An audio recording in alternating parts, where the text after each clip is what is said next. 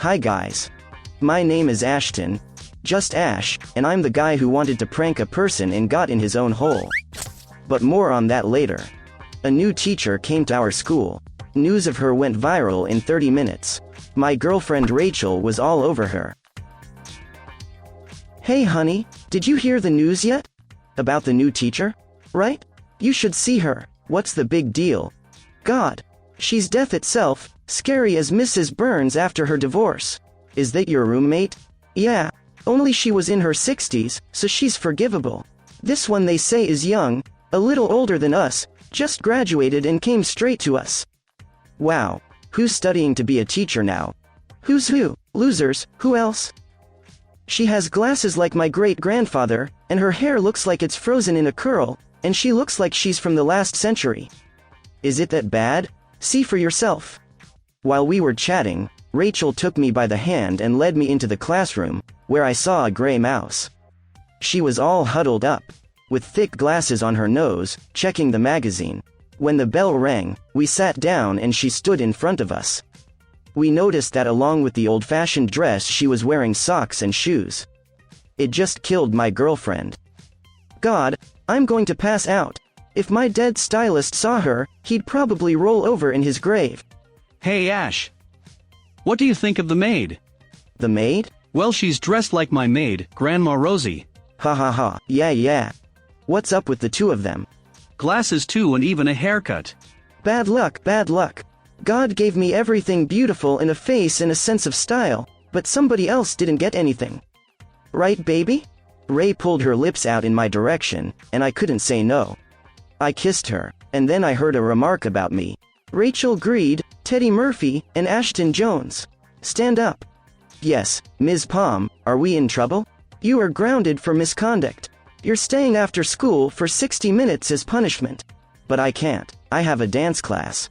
Come on, Miss Palm. And I have an event at home. I promised my mom I'd come. It's not nice to start off on such a note. Let's just give you a warning, okay? You can take a rain check. You can punish me personally. Ha ha ha, bro. The joke's on you, high five. I shook Teddy's hand with a smug smile, and I got an immediate response from the teacher, Ashton Jones. Well, if you like to be punished, why drag it out? Your friends are exempt from the sanction, thanks to you, and you come to the blackboard. I smiled and went to the blackboard as I was told. Miss Palm stood next to me and told me to wipe the board. I wiped it as best I could, just spreading the dirt. It's very dirty on top. And I like it dirty. Teddy in the back of the class. He was laughing. Dirty because you didn't get it out and wipe it down properly. You don't look short. Do you have a habit of not getting to the right places? What? What did you say? I said to wipe it clean. My mood soured. I got hit. I wiped the blackboard, took her dictation and started writing. I wanted to finish it quickly, so I was in a hurry, writing quickly and carelessly. Are you that fast in all things? Miss Palm, what are you doing? It's okay, sit down, it's not very well written. There are 14 mistakes in 5 sentences. You're staying after school for an hour. Oh no, you decided to work for your friends, then on 3. What are you guys doing? It's gonna be a 4. Okay, that knocked me out. Ray wanted to be comforting, but she wasn't even in the mood for it. I was pissed. At recess, Teddy put more fire in the oil. Or what's the right word? Anyway, he ran up to me and told me I was a loser. Teddy, Ray, come with me. I stood up for you, but sitting there for 3 hours instead of 1 is a bit much. Oh baby, I'm sorry, but I have a dance, you know. And I have dinner with my dad. Your dad's in Germany. Okay, I gotta go. Bye-bye. Wow, dumping your boyfriend at a time like this. Look, the teacher's not easy. Despite her looks, she's got quite a temper. Bitch, I want to teach her a lesson. No one talks to me like that. Prank her. How? You're the star of the school, you're tall, you're handsome, anyone would want to hit on you. Are you implying that I have a crush on her? That's right, and then you dump her and she quits. A good idea, but what about Rachel? Actually, she's the one who came up with the idea. How? Well, she got in a fight with Palm over bright makeup. And Ray said that the teacher just didn't know who she was messing with, and then came up with this kind of cruel plan. That's before you were put down. Well, now it turns out you're even motivated now. That's right. I'll think about it. I came to work my hours. Sitting there like an idiot. It's been an hour and a half, but Pom hasn't said a word.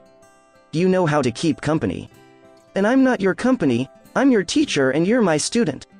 Now I see why they say that about you. How? Well, that you're all cold and inaccessible.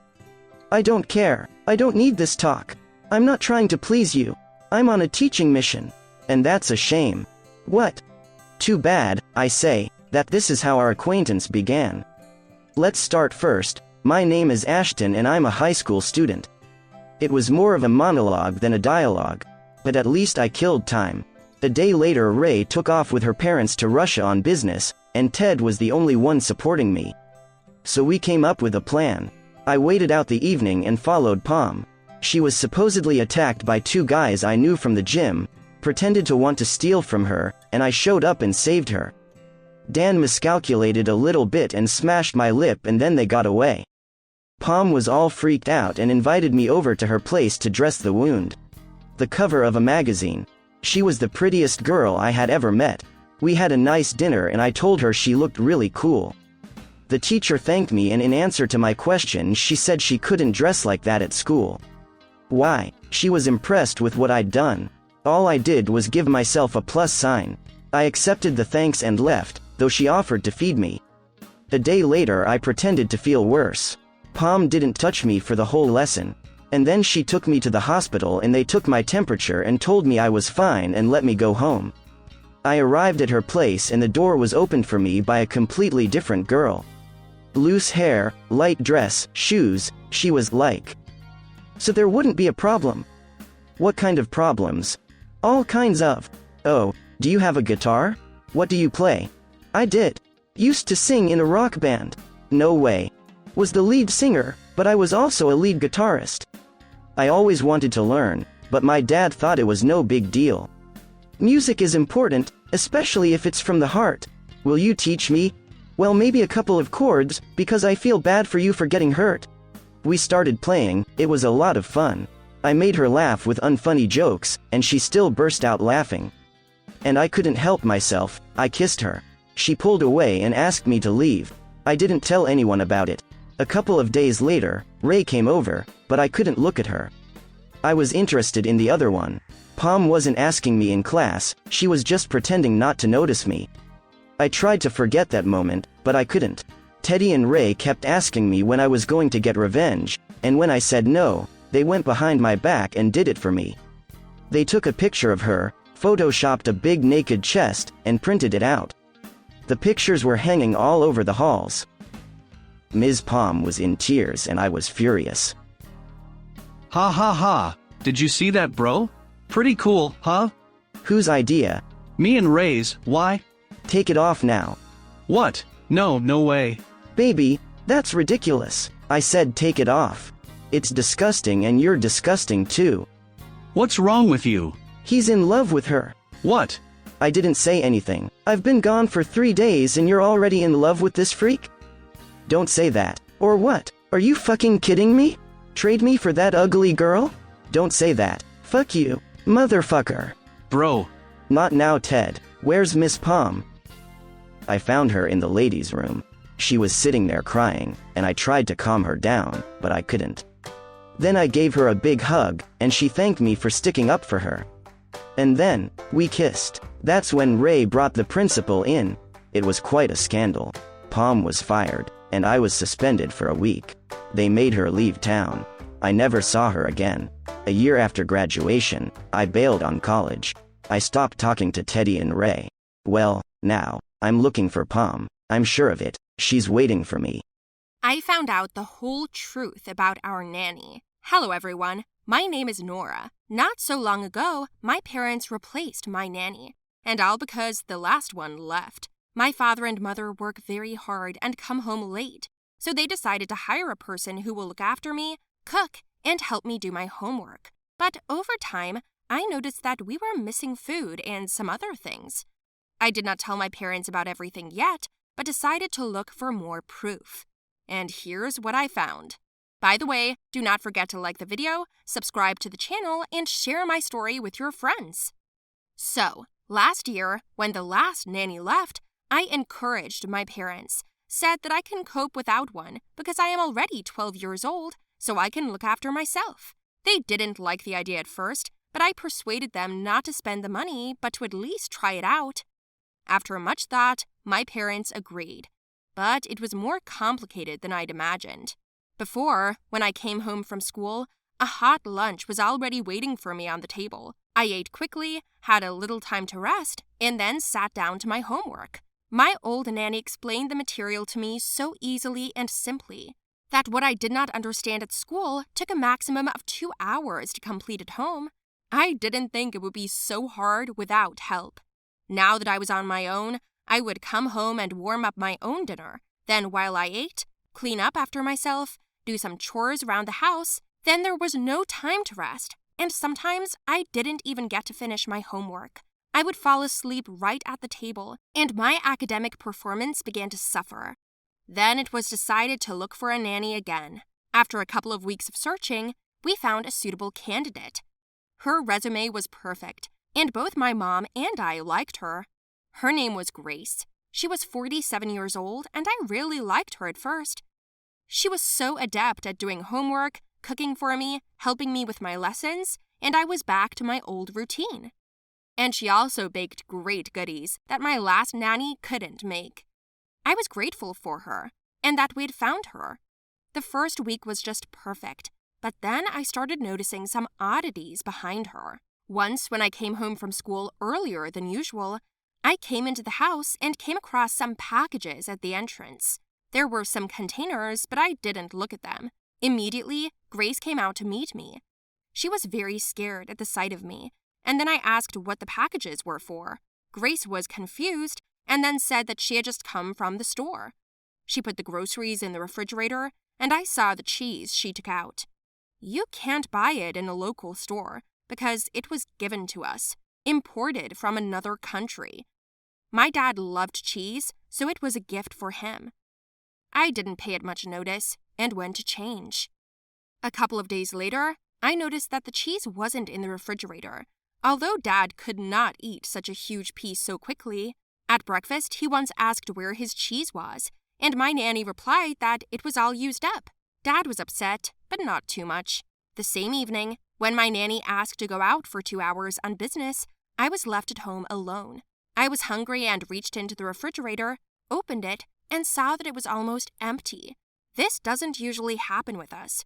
My mother always makes sure that the refrigerator is stocked. When the nanny came back, I asked her where all the groceries were, but she said we were all out. Did we really eat that much? I thought to myself. Then I went to my room to pick out clothes for school tomorrow and couldn't find a skirt I hadn't worn in a long time. I asked the nanny if she'd seen it, but she shook her head. Like, no. It was strange because I didn't lend it to anyone. The next day, my mother left me some money on the table before she left for work. I didn't have my first class, so I went to school a bit later than usual. When I went downstairs, the money had vanished. The nanny was cleaning up and said she hadn't seen it. This already seemed strange, and I decided to observe her closer. I said I was going to school, but I instead hid on the roof of the house. Within 10 minutes, my nanny came out of the house with bags in her hands, got into her car, and drove somewhere. I managed to write to my friend, Kira, to come to me in her car. We followed my nanny. We drove for a long time, about 30 minutes. Then I saw that my nanny was selling our things to some dealer. What? She steals our things and sells them? I asked indignantly.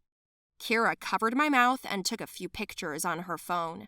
We went to school. Then after school, I came home again, where Grace was cooking dinner and acting like her usual self. I opened the refrigerator and saw that it was almost empty again, even though we had just bought groceries yesterday.